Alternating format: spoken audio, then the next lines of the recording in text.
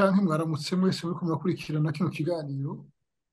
Ikiganiro cacu c'uno munsi kiza gushimikira ku biherutse kwandikwa gushirwa ahabona n'umurwi w'abamenyeshamakuru n'imenyeshamakuru bitwa Forbidden Stories.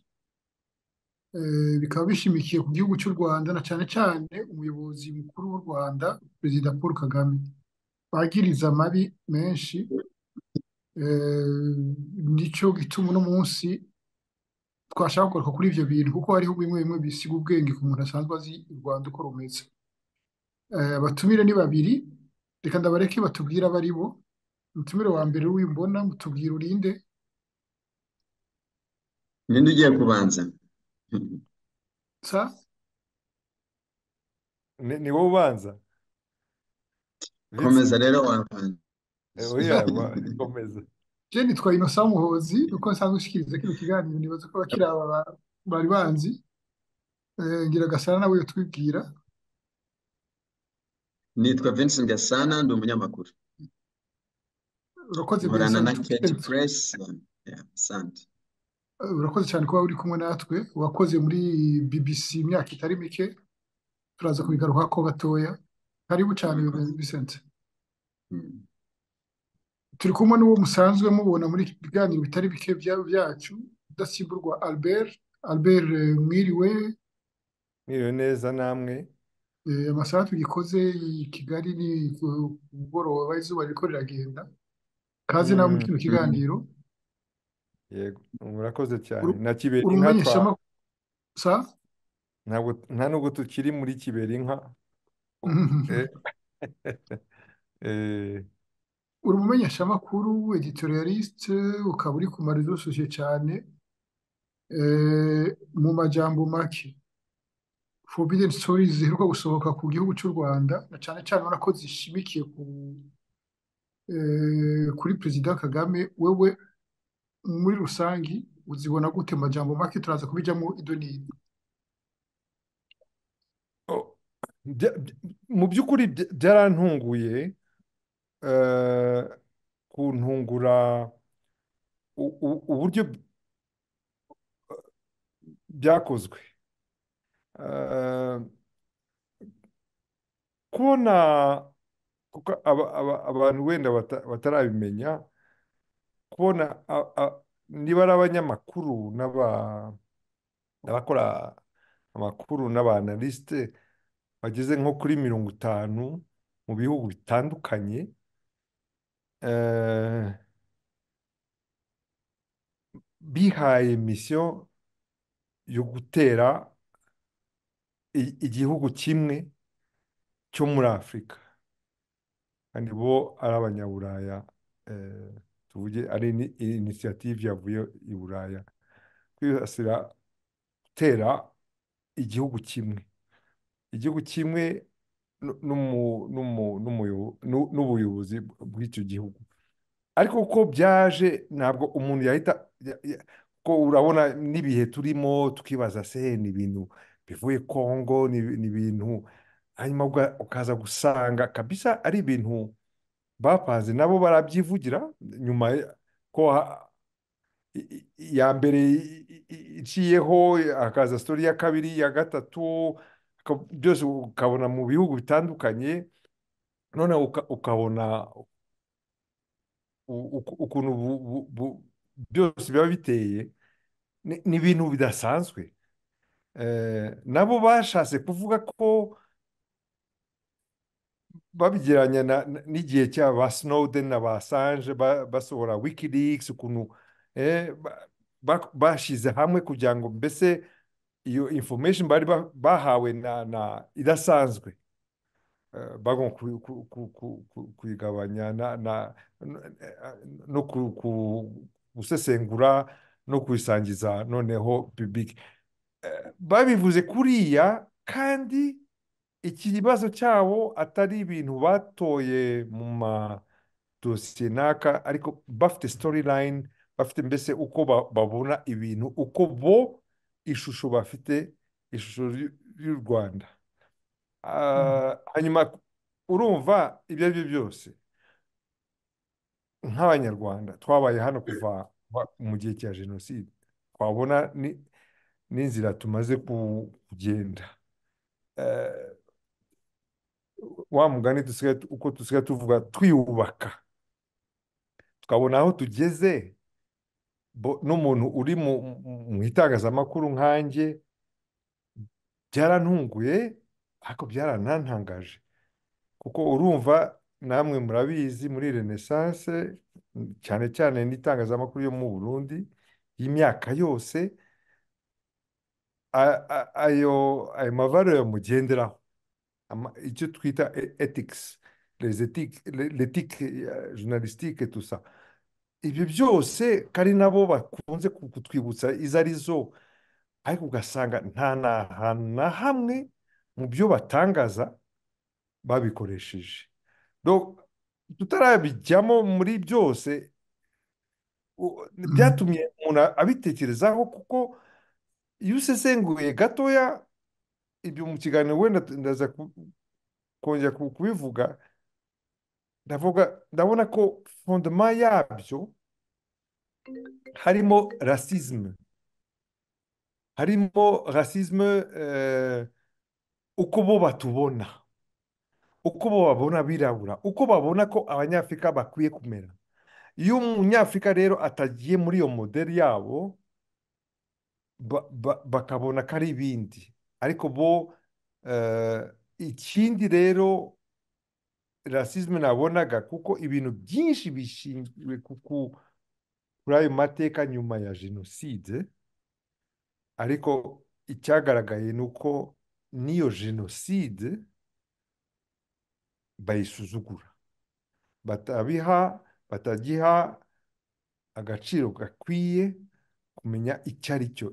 Ni nk'aho batubona bati bariya abantu muri 94 ni abasovaje, ni abanyafurika, ni ibintu byabo, guerre tribale, gusubiranamo, bakicana bikaba n'ibintu byabo. Ntibabone jenoside, crime ya jenoside, kuko crime ya jenoside igira umwihariko. Mbese urumva byaradutunguye, gira ngo, kuko na mugenzi wanjye turi hamwe hano muri iki kiganiro, ni ibintu tubanza kwibaza ibyo ari byo, ariko ukabona ko bariya abantu bazi ko bakoze ikintu mbese gituma bagira ishema ko bagikoze, abatabishaka mbese kugira abanyafurika nabi, bari convaincu, ariko batwaye na une philosophie yabo, mentale yabo ikiri colonial, uko bo batubona. Kuko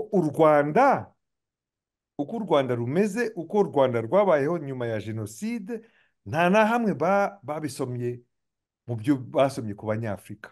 Ni ibintu bitaba izo repere z'abanyarwanda, ni ibintu bigatuma noneho birengeza n'ayo maetike basanzwe bafite, kugira ngo batange kuvuga ibintu bitari byo. Ariko mbere aho ngaho ayamara yose kuvuga menshi siko kuyambara nk'uko bavuga.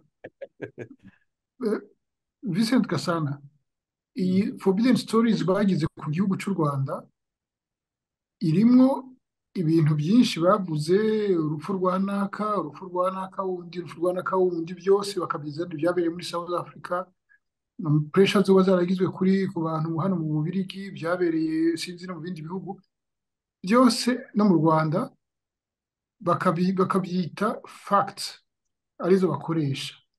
Wowe wakoze muri BBC imyaka ngira itari mike, muri BBC hariho kimwe bavuga ya slogan yabo ngo le commentaire est libre, les faits sont sacrés.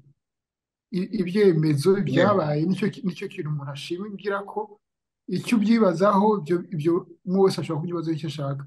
Ukurikije iyo slogan na kuriya kuntu biriya babikoze, bagize iriya groupe ya Forbidden Stories, ubona harimo kubahiriza iyo principe y'umumenyeshamakuru wese ku isi yitwa umumenyeshamakuru abanza gutandukanya ibyabaye n'icyo abyiyumviramo.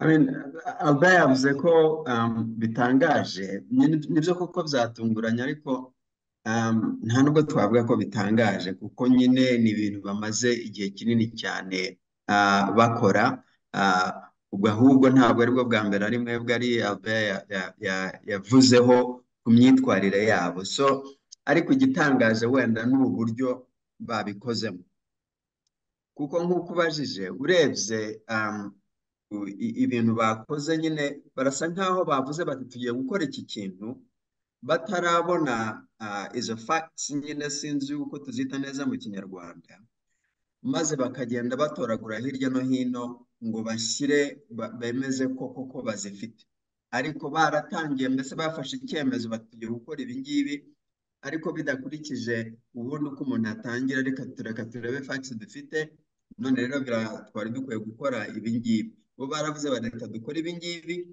ariko se noneho facts ziri hehe bagenda rero batoragura hirya no hino ibintu bisanzwe bihari ibintu bisanzwe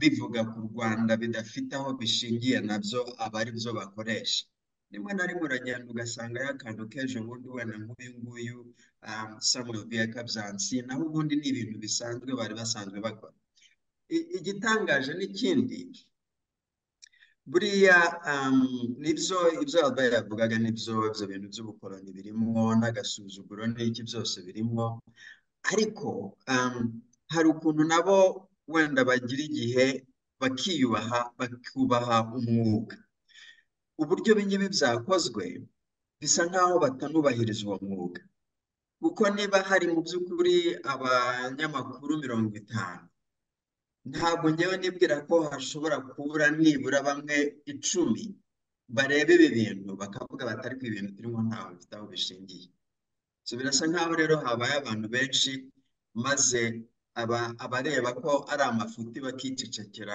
nabyo bigakomeza naho ubundi bubirebye kandi byose mu by'ukuri ibiruta hafi ya byose nabisoma maze ugasanga nta kintu rwose kirimo ushobora kuvuga iki ngiki gifite aho gishingiye ntabwo ari ukuvuga ko umuntu ashaka guharanira u Rwanda kuvuga u Rwanda neza cyangwa kuvuga u Rwanda nabi urebye uti reka ndebe ibi bintu niba bifite icyo bivuze koko niba umunyamakuru afite impamvu yo kubikurikiza akabigenderaho usanga nta kintu gihari so umuntu rero akibaza ibi ni ibiki urugero vuba vuba natanga batangira kuvuga ngo uriya Samuel Byekabyansi na John Williams Intwari nyakwigendera wazize iyo accident badashaka kwemera bavuze ngo barafunzwe nyuma y'uko bavuye muri Congo bamaze gukora inkuru bavanye muri Congo icyo ubona rero ntabwo izo nkuru bazikwereka ahubwo icyo bakwereka inkuru bakoranyeho n'uriya Byansi so iyo nkuru ngo bavuga ko bamufungiye isa nkaho ari ibanga aho uyikwereka ntabwo ibaho rero kandi ugenda unashakisha n'inkuru uwo nyine nyakwigendera Williams Intwari nawe ngo yanditse nayo ntabwo ibaho hari ntabwo nabyemeza ariko urebye mu Rwanda ni rutoya nk'uko tubizi Kigali ni ntoya abanyamakuru baraziranye nta n'umunyamakuru n'umwe bakubwira ngo bariya abantu bigeze bajya muri Congo so ubwo dufite iki bashobora kuba batigeze bajya muri Congo inkuru bavuga ko bafungiwe ntazo tubona so none se niba iyi forbidden stories ari ukugira ngo inkuru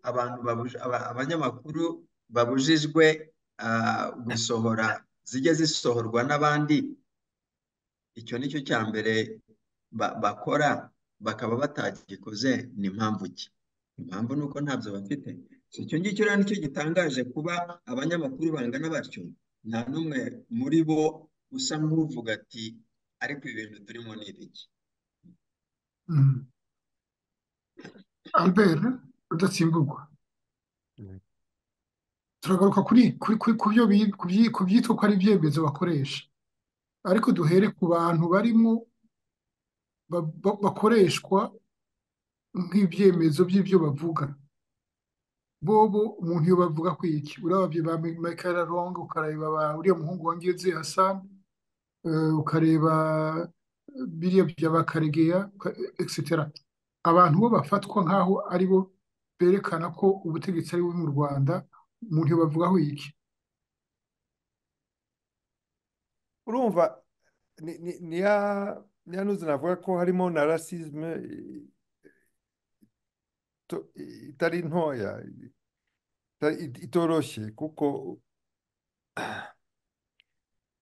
eh, cya mbere iyo uvuze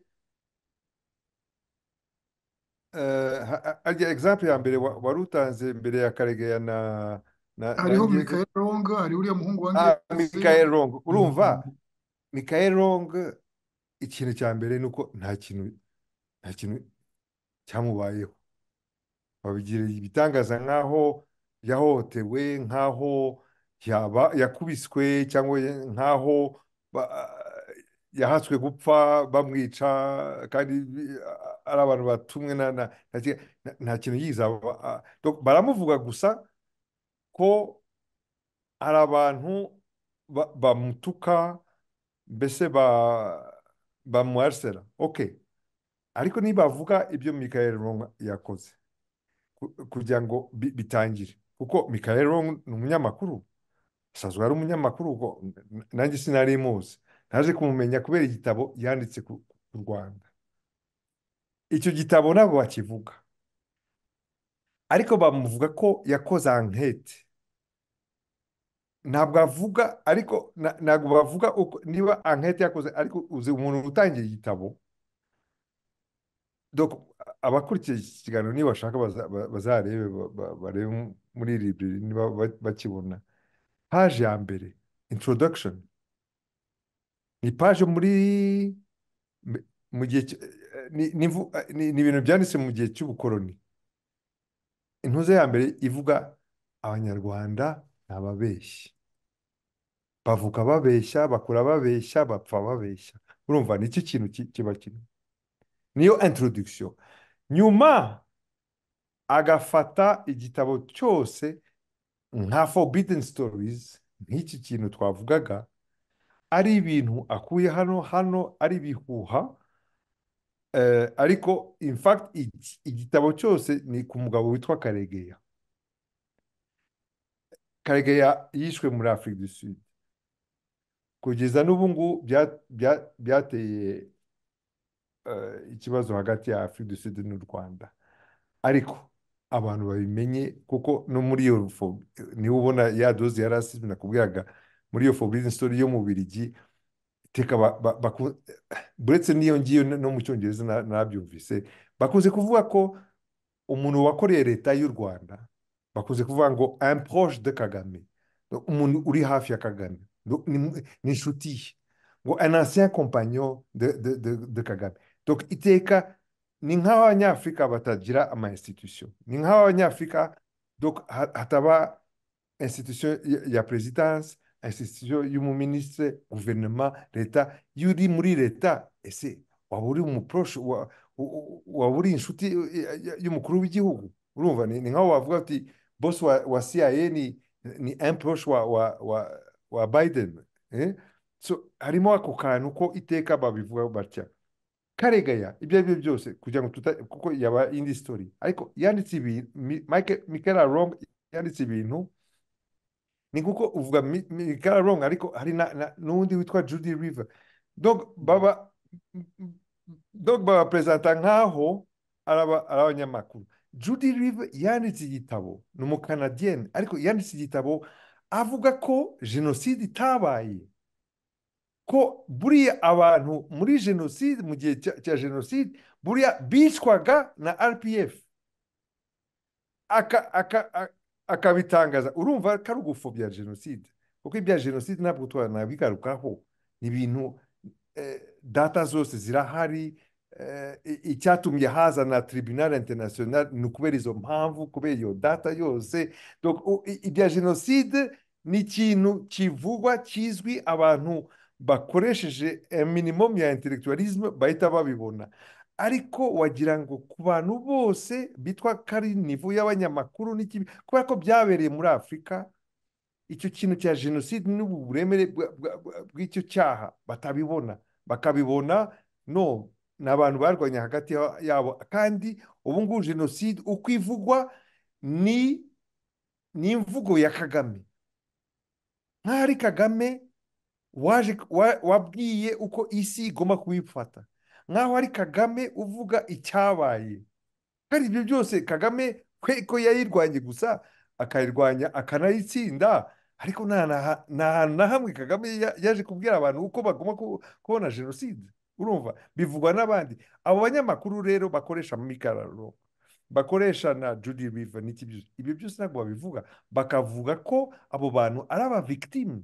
Kandi urebye neza abavictime muri icyo kintu ari Judy River na Mikararo ni Abanyarwanda, kuko uko uriya muntu abavuga no gusuzugura icyo kintu baciyemo ari jenoside no kongera kwiyubaka. So urumva niho mbona ko ethics z'itangazamakuru batazikurikije. Ni amakuru ari aho ngaho. Ikindi rero nk'uko Vincent yarabivuze ni uko buretse kutubaha izo ethics, ntihagire n'umuntu wa mugani, nta story n'imwe batangaje nk'ibyo yaravuze Vincent, kuko story itangira bavuga bati investigative journalist wa nyuma, journaliste d'investigation wa nyuma wo mu Rwanda yari Ntwari, kandi baramwishe, turashaka gukomeza akazi yakoraga. Ni kuri ya forbidden story itangira zose. Albert, nube stable kuri image kuko kureba dekare cyane. Sorry. Nta kibazo. Ndi mu Kitaliyani, donc wa mugani, urumva nk'uko Vincent yabivugaga, eske umuntu ni umunyamakuru koko? Wowe mwe murabizi kuri Renaissance, eske umuntu waje kuba umu YouTuber ni umunyamakuru? Eske afite ethics nk'iz'abanyamakuru? Eske ari itangazamakuru akorera? Noneho wa mugani, akazi yakoze, izo enquete ziri hehe? Kuko niba yari n'umu YouTuber, twari no kuzibona, twari no kubibona iki yashatse kugaragaza. Wenda ntabwo twari no gutegereza ko abazungu babyifatira. So urumva ni myth bakoze, kandi bashingira kubera ko bafite ishusho ryo mu Rwanda ko tutemera abantu batavuga rumwe na leta. Kandi ntabwo ari cyo kibazo, ariko YouTube nk'uko Vincent yavugaga, se Ntwari yize ajya muri Congo na Beka barafungwa, ni binyoma. So how ni gute abantu bangana kuriya bashobora gutangaza ibintu ku bintu b'ibinyoma? Ntuze ya kabiri yawe wavugaga, ibyo ni ukuntu itangazamakuru hariya kote y'Ububiligi bisa nkaho abapolitiki nabo hari ukuntu bagiye hamwe n'abo bantu.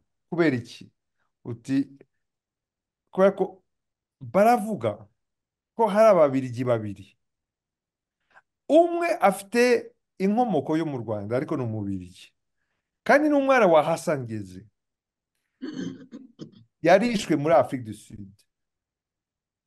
Ndibaza kuki bibaza ko umuntu upfa muri Afrique du Sud w'Umubiligi u Rwanda rugomba kugiramo uruhare?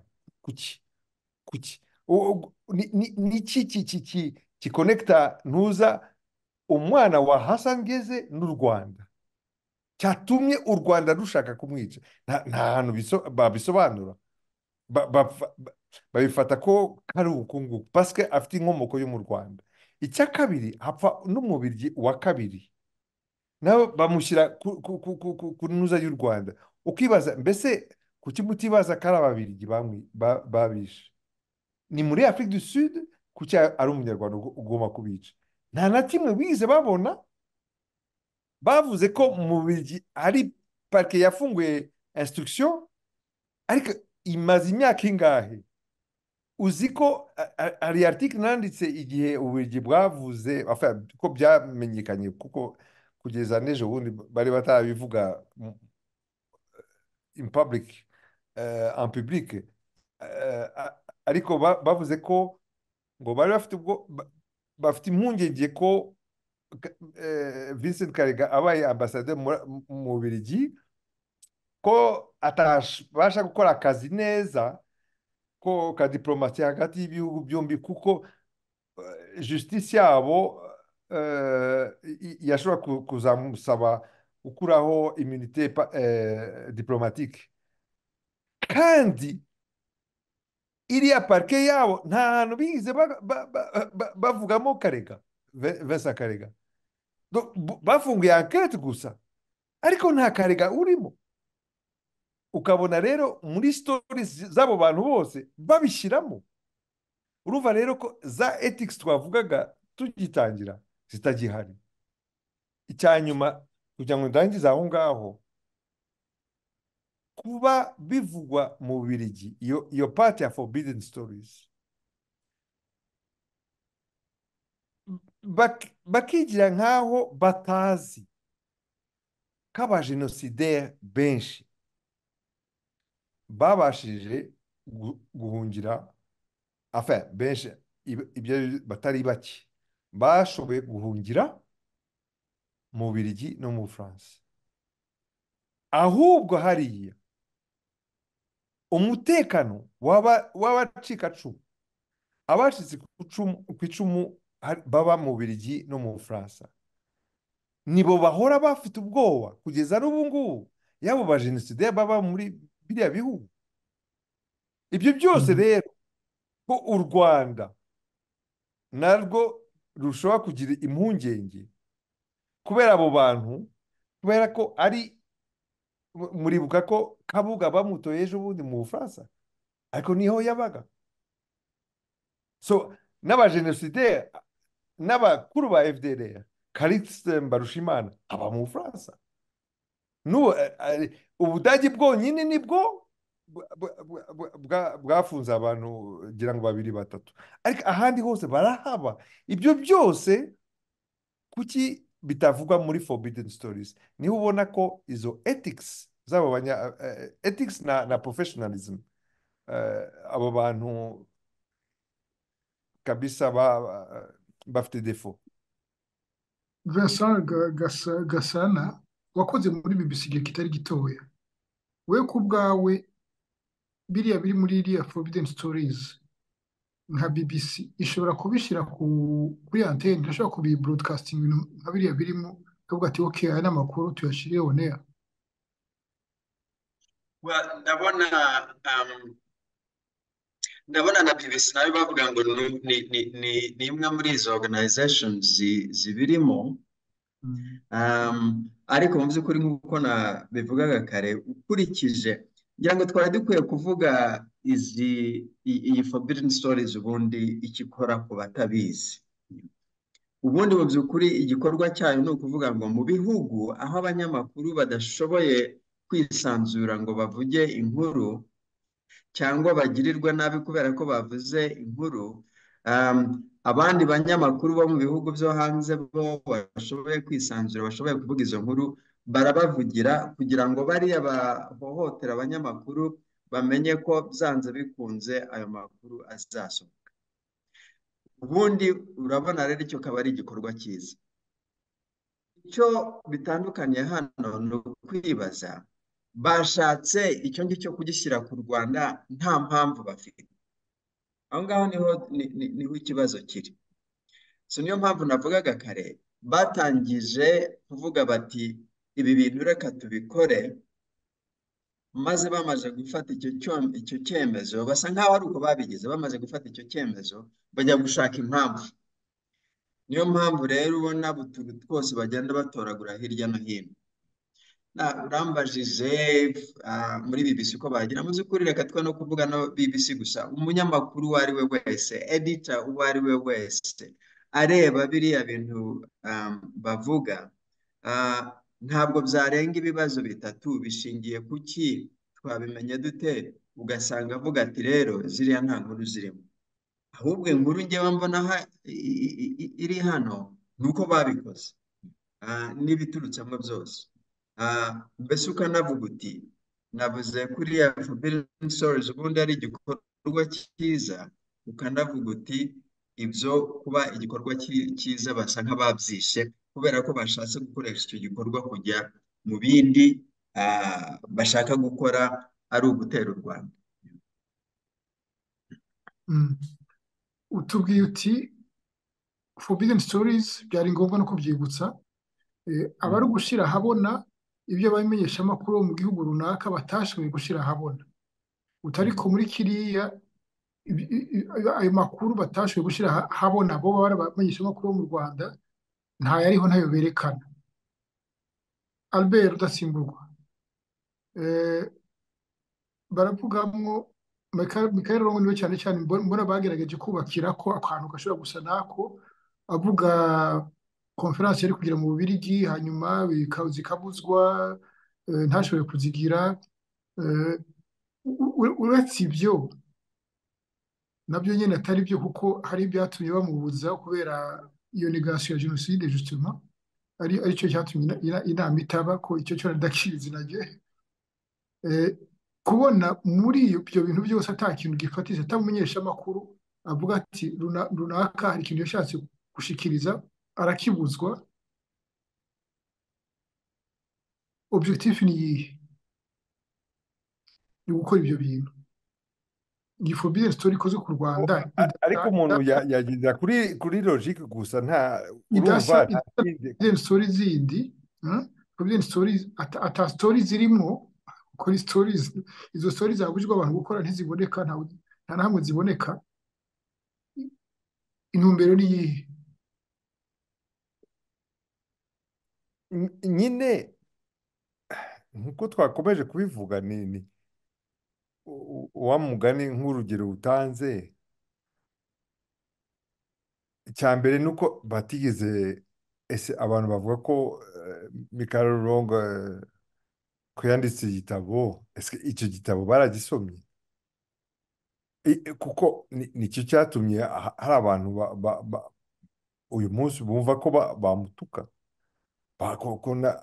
abantu ku giti cyabo, atari abantu boherejwe na leta runaka ngo bagiye gukora, no, abantu ubwabo. Ni ka gasuzuguro, ni ya parti ya rasisme, kubona ko abanyafurika badashobora kumva ko ibintu babakoreye ko bishobora kubababaza. Icyo ni kimwe.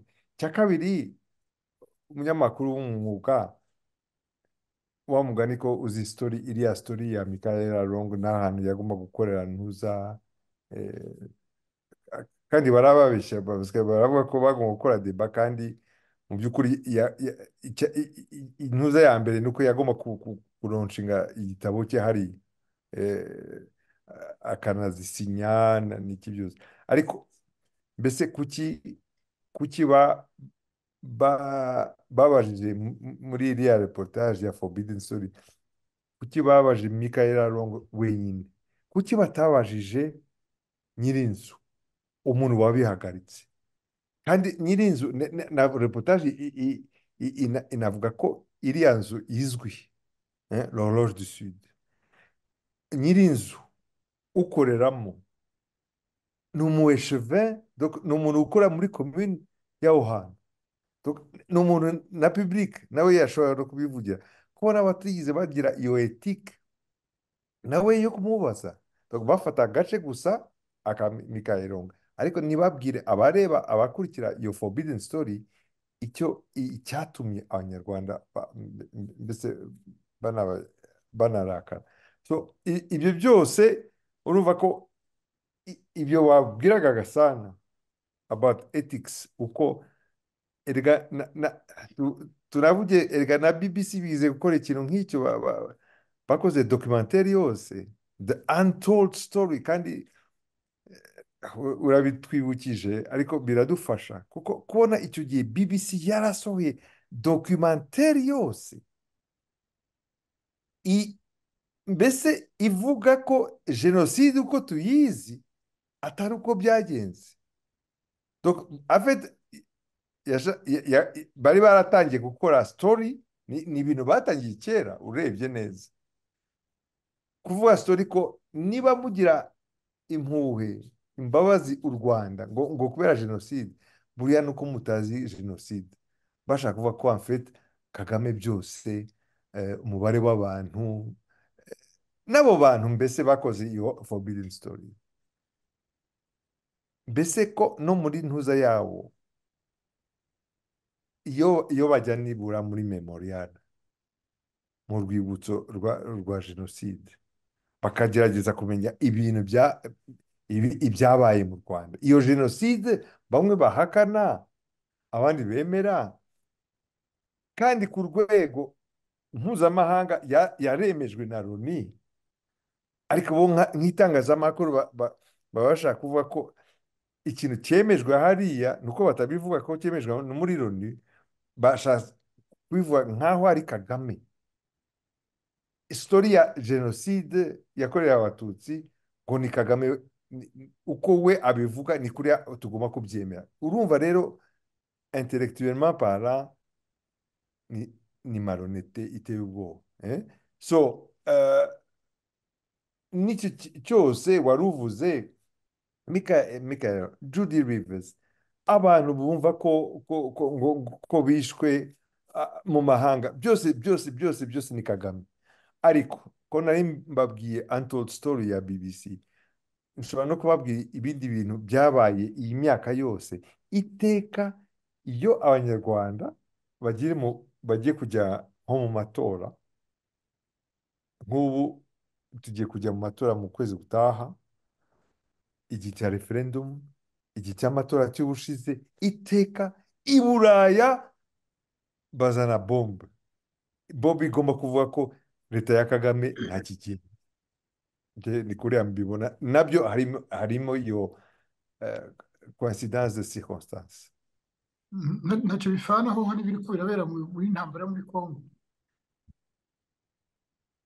Niyo ntambara ya Congo yabaye icyo gihe cyose ariko nabyo bishobora mbese kongeramo ibintu ariko ndakeka neza ko intambara ni part of it ariko birimo ariko target ni Kagame FPR abanyafrika bikoreye igihugu ku giti cyabo uko bo babibona batagendeye ku murongo undi ugomba gutangwa n'abazungu na za ONG kandi tujye twibuka ko ayo ma ONG yose humanitaire les trafiquants d'armes c'est comme les trafiquants d'aumône arms dealers and arms dealers harimo business iteye ubwo ariko izo ONG zose uka-expandinga za Amnesty za Human Rights Watch n'iki byose ziri embed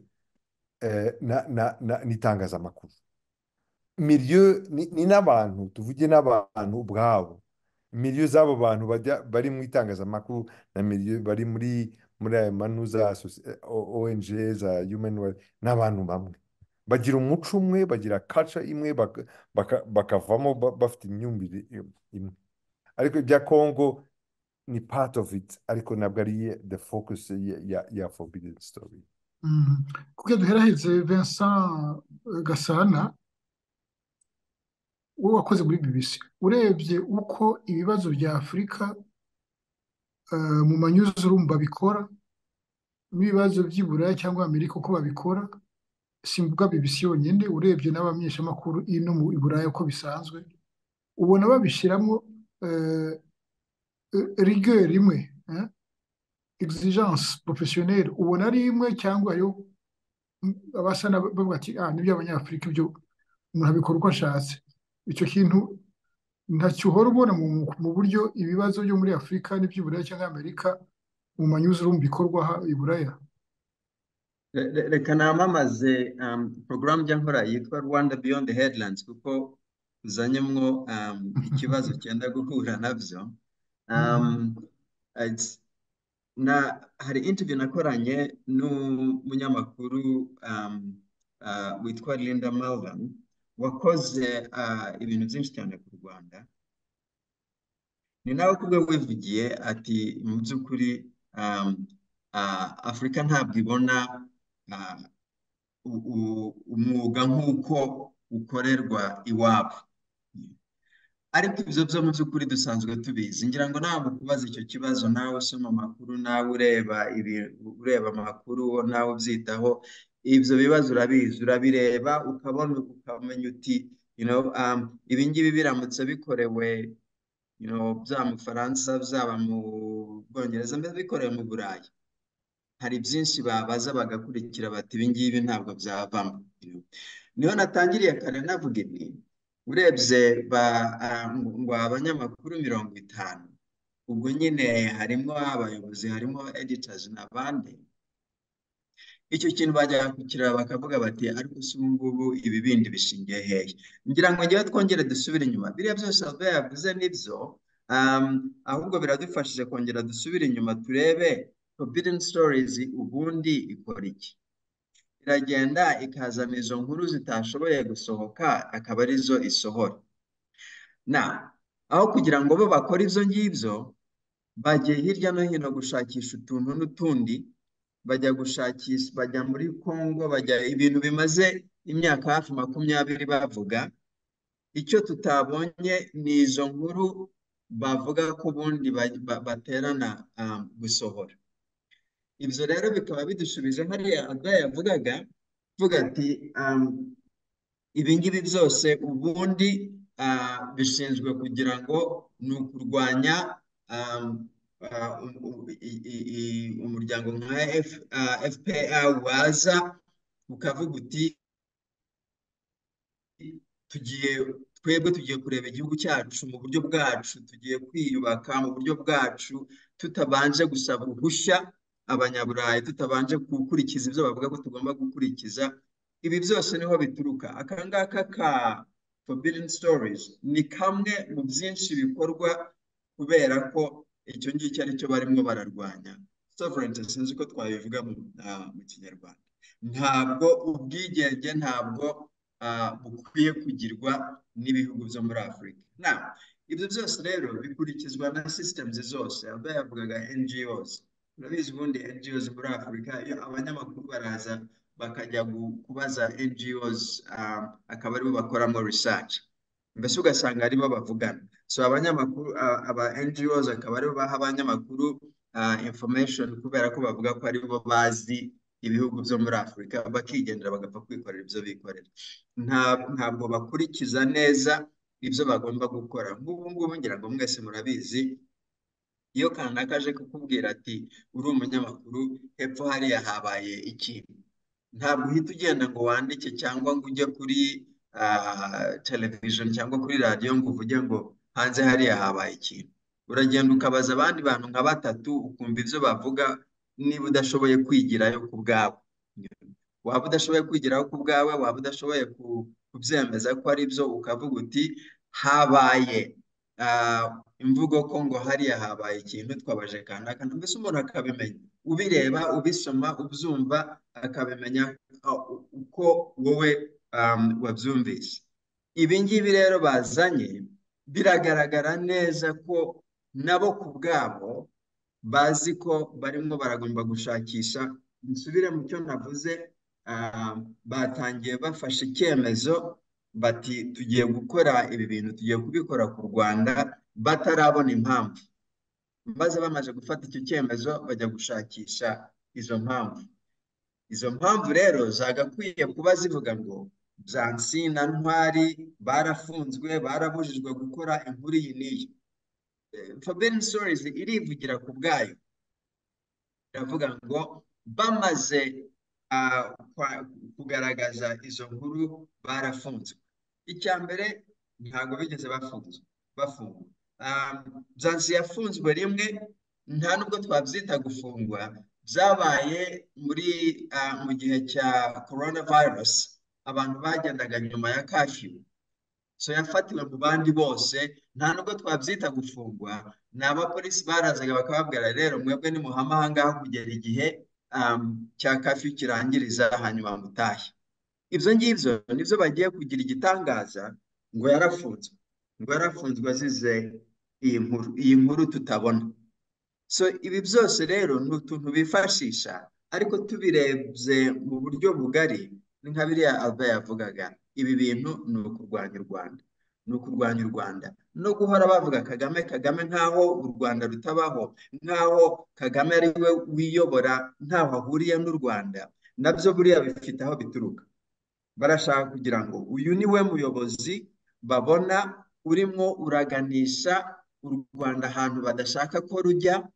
So reka rero barebe ukuntu batandukanye uwo muyobozi n'urwo Rwanda, utandukanye utumuyobozi n'urwo Rwanda, uhora uvuga uti hari ibintu bibi birimo birakorwa, ariko uriya niwe ubikora, mbese u Rwanda ntirubaho. Reka nguhe ikintu kizabaho niba kitaranabaho. Hazagiye bavuga bati twebwe mu by'ukuri dukunda u Rwanda, dukunda n'Abanyarwanda, umuntu mubi ni Kagame gusa. Nibyo baba bashaka, ngo habe iyo ntandukanyo hagati y'u Rwanda n'umuyobozi bumva ko urimo urarujyana ahantu bavuga ko rudakwiye kujya. Aho hantu hakaba ari ubwigenge bw'icyo gihugu, kandi iyo mvuze icyo gihugu mba mvuga ubwigenge bw'abo bantu, abo bantu kugira ngo biyumvemo ko ibibazo bigomba guturuka muri bo. Icyo ngicyo nicyo ibi ngibi byose birimo biraturuka. Niyo mpamvu ubona ikintu nka Forbidden Stories natangiye mvuga ko ubundi ari igikorwa cyiza, iyo kigeze muri ibi ngibi usanga ari ikintu gikoreshejwe gukora ibintu by'amafuti. Ni uko bashatse kugikoresha ku bintu kidasanzwe cyarashinzwe gukora. Mbese Gasana, urakoze cyane kuba witabye kino kiganiro. Nizeye ko tuzosubira kuganira no mu bindi. Albert Rudatsimburwa, urakoze cyane nawe kuba wasubiye kutwitaba. N'ejo tuzosubira. Urakoze cyane. namwe murakoze cyane Tele Renaissance, ibiganiro byanyu birubaka.